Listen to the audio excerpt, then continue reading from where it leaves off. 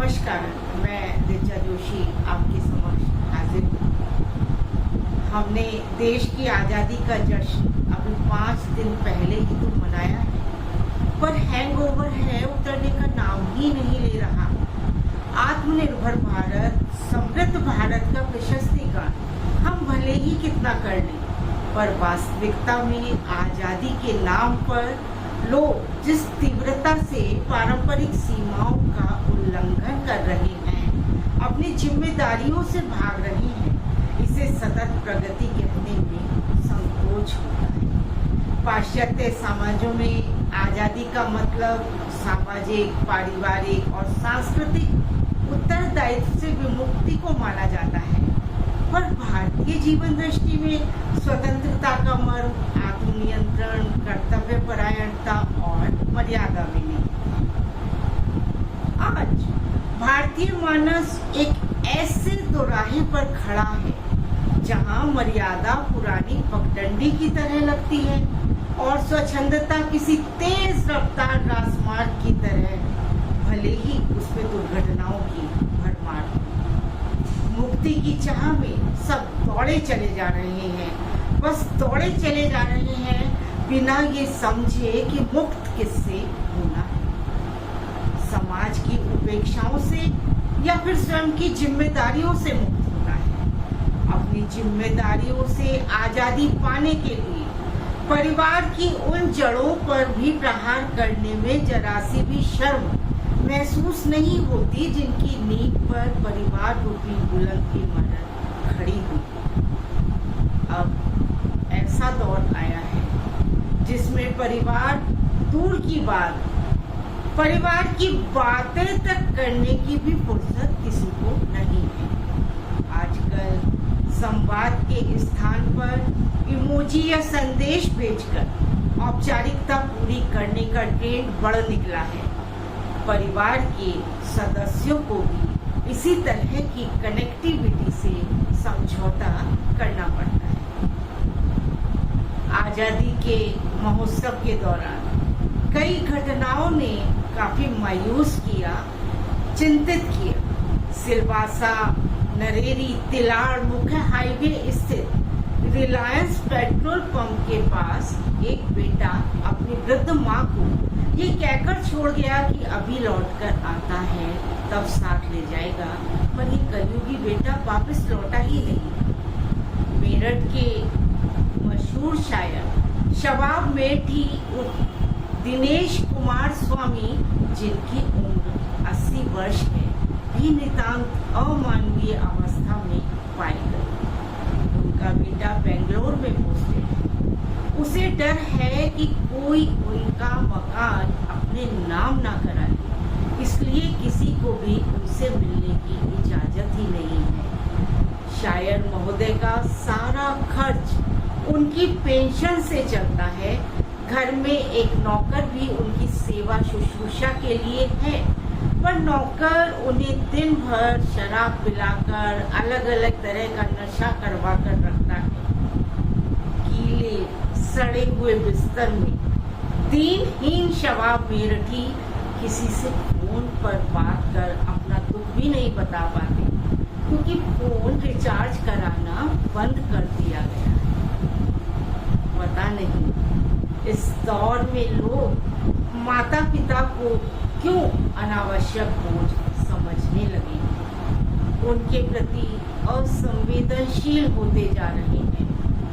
माता पिता हमेशा सोचते हैं कि खुद के हाथ पैर जवाब दें, उससे पहले वे अपनी औलाद को पैरों पर खड़ा कर दें। फिर एक दिन ऐसा आता है कि खुद उनका शरीर और औलाद दोनों ही जवाब दे देते हैं। कितना कष्टदायी। याद रखें, बुजुर्गों की मुस्कान में सुकून होता है, उनकी उदासी में परिवार की बेपरवाही। बनारस की गलियों में भिखारियों की तरह भटकते हुए शिव नारायण को सत्येंद्र शर्मा का सहारा ना मिला होता तो पता नहीं उनके साथ क्या होता। वे सारनाथ के सरकारी वृद्धाश्रम में गए तो वहां भी उन्हें निराशा हाथ लगी। बटेहाल दशा में शिव नारायण जी को सत्येंद्र शर्मा अपने साथ ले गए। उन्होंने अपने घर में उन्हें पनाह दी। वहाँ वे एक आश्रय स्थल चलाते हैं जिसमें उनकी पत्नी और वो दोनों मिलकर असहाय लोगों को प्यार और सम्मान की जिंदगी देने की कोशिश करते हैं। शिव नारायण जी के कंधे पर लटके झोले में उनकी दिवंगत पत्नी और उनका आधार कार्ड, 16,000 रुपये नकद, 5 चांदी के सिक्के, पासबुक, जमीन के कुछ दस्तावेज भी मिले जिन्हें लोग दुर्गंध युक्त भिखारी समझ रहे थे। उनके पास चल अचल संपत्ति भी है। लखीमपुर खीरी के इस बुजुर्ग को तो सम्मान और सहारा मिल गया, पर ऐसे लाखों बुजुर्ग हैं जो इसी अवस्था में अपने दिन काट रहे हैं, समय पूरा कर रहे हैं। चिंतन का विषय ये है कि आज परिवार में मानवीयता और शर्म क्यों खत्म हो रही है। जब हम अपने व्यवहार पर कोई शर्म और ग्लानि महसूस नहीं करते तो और ज्यादा हम स्वतंत्र हो जाते हैं। अपने स्वार्थ पर ही ध्यान केंद्रित होने की वजह से इस मतलबी दुनिया में सगे रिश्ते भी बौने होते जा रहे हैं। कई लोग इसे समय का प्रभाव बताते हैं, पर मेरी नज़र में अगर रिश्तों को स्नेह से ना सींचा जाए तभी रिश्ते उलझा जाते हैं। अहम व संवादहीनता भी रिश्तों की हत्या की वजह होती है। एक जगह रहते हुए भी संवाद करने की सभी संभावनाओं के बाद भी मौन का लंबे समय तक पसरे रहना सबसे बड़ी दीवार बनता है। संवाद केवल शब्दों तक ही सीमित नहीं होता। एक मुस्कान, एक स्पर्श, सहमति में हिलाया गया सिर भी बहुत कुछ कह जाता है, पॉजिटिव वाइब्स क्रिएट करता है। अब बात एक ऐसे बेटे की जिसने ठीक 15 अगस्त को ही नोएडा की एक यूनिवर्सिटी में फांसी लगाई। बिहार के पूर्णिया जिले के बीटेक के छात्र शिवम, सॉरी माँ, सॉरी बाबा, मैं आपके बुढ़ापे का सहारा नहीं बन पाया कहकर फंदे पर झूल गया। उसने लिखा, इस देश की शिक्षा प्रणाली से मुझे सही शिक्षा नहीं मिली। इस यूनिवर्सिटी में मेरे ऊपर बहुत तरह के प्रेशर थे। मैं अच्छा छात्र नहीं बन सका।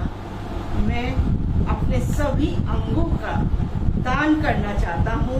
सभी से माफी मांगता हूँ। दिल कचोट गया, हृदय विवल हो गया। अलग अलग तरह के दबाव और तनाव में युवा या वृद्ध क्या करे, इस पर व्यापक विमर्श एवं जन जागरूकता की दिशा में पहल करने की जरूरत है। आजादी यही सवाल करती है।